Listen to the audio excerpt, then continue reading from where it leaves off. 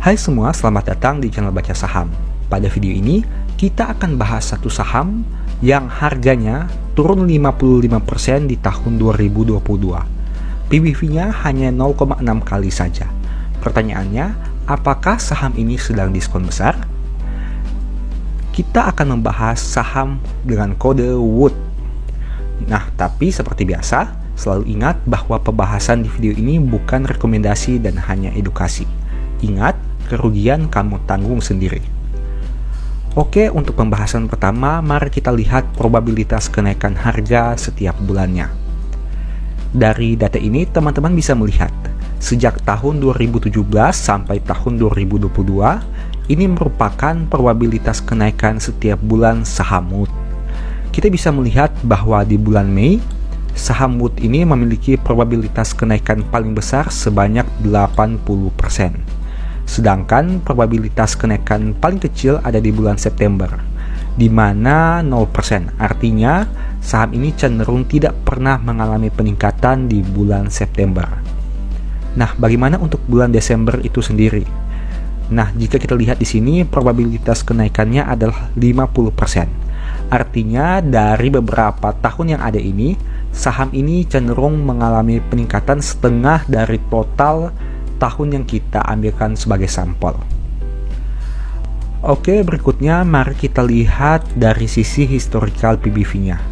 Ini merupakan historical PBV saham WOOD dalam 3 tahun terakhir. Nah, dengan valuasi PBV 0,6 kali saat video ini dibuat, valuasi PBV saham WOOD ini bisa dikatakan cukup rendah, di mana saham ini punya min PBV atau PBV rata-rata sekitar 1,09 kali dalam 3 tahun terakhir. Itu artinya dengan PBV 0,6 kali, angka rasio PBV-nya berada di bawah rata-rata dalam 3 tahun terakhir. Oke, sekarang kita lihat dari informasi umumnya. Bagi teman-teman yang belum tahu, PT Integra Indokabinet atau saham WOOD ini didirikan pada tahun 1989 sebagai perusahaan manufaktur untuk produksi sederhana berbahan dasar kayu.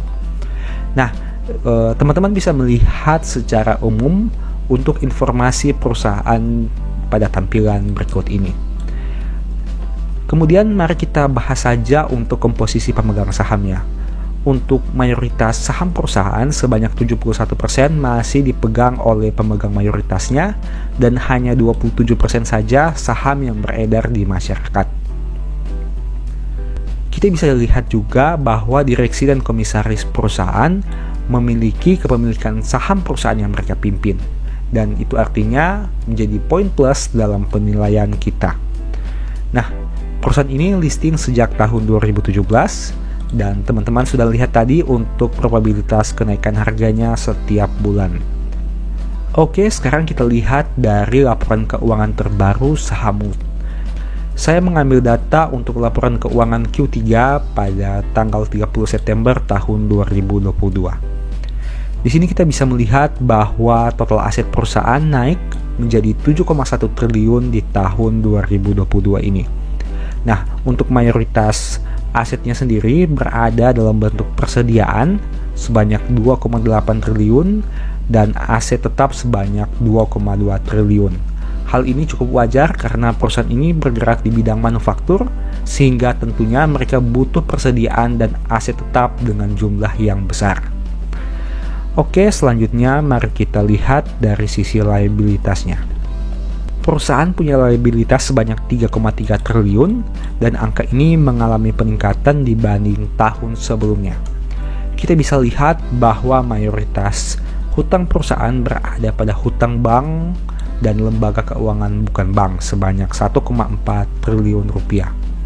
Nah, angka ini cukup harus diperhatikan mengingat hutang bank ini merupakan hutang berbunga yang mana semakin besar jumlah hutangnya, maka semakin besar juga beban bunga yang harus dibayar oleh perusahaan. Tapi kabar baiknya untuk hutang obligasi dan sukuk mengalami penurunan bahkan sudah lunas di tahun 2022 ini. Nah, jika kita membandingkan total liabilitasnya sebanyak 3,3 triliun dengan saldo kas perusahaan yang hanya 36 miliar saja, Artinya perusahaan butuh sumber pendanaan lain yang cukup besar apabila mereka ingin melunasi seluruh hutangnya, baik itu hutang jangka pendek maupun hutang jangka panjang. Bagaimana dari sisi ekuitasnya?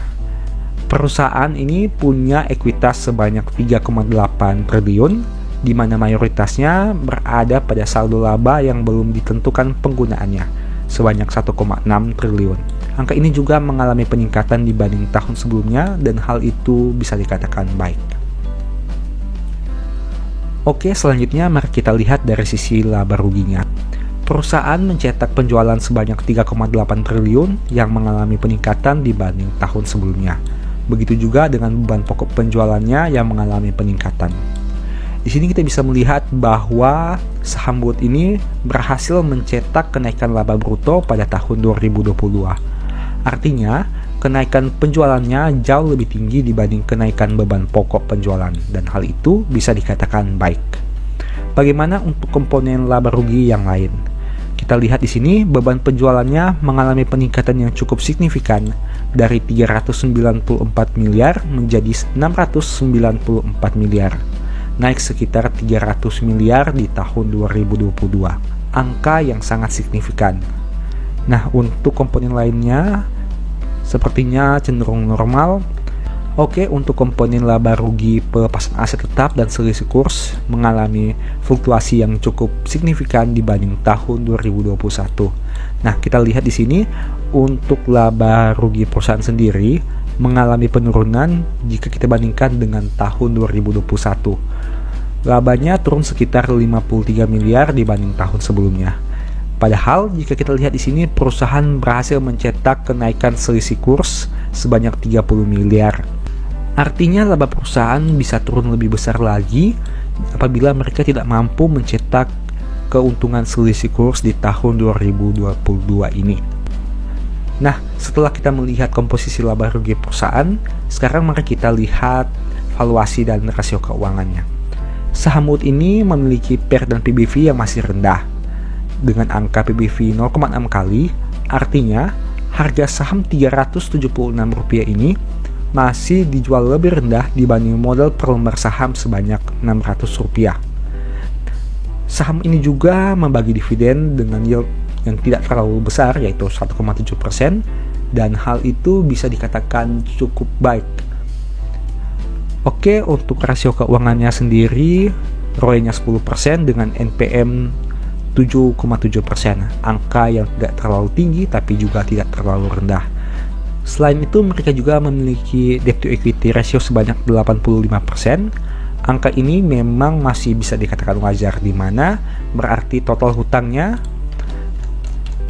hutang perusahaan dengan angka 3,3 triliun masih lebih kecil dibanding total ekuitasnya sebanyak 3,8 triliun rupiah.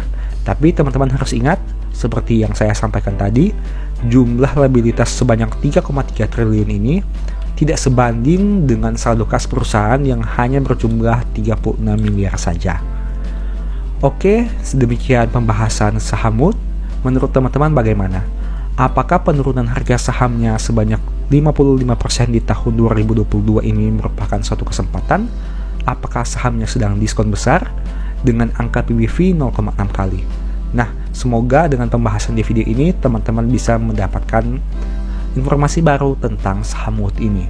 Ingat, apabila teman-teman ingin memutuskan membeli atau menjual, teman-teman harus pertimbangkan dengan baik, karena kerugian itu teman-teman yang tanggung sendiri.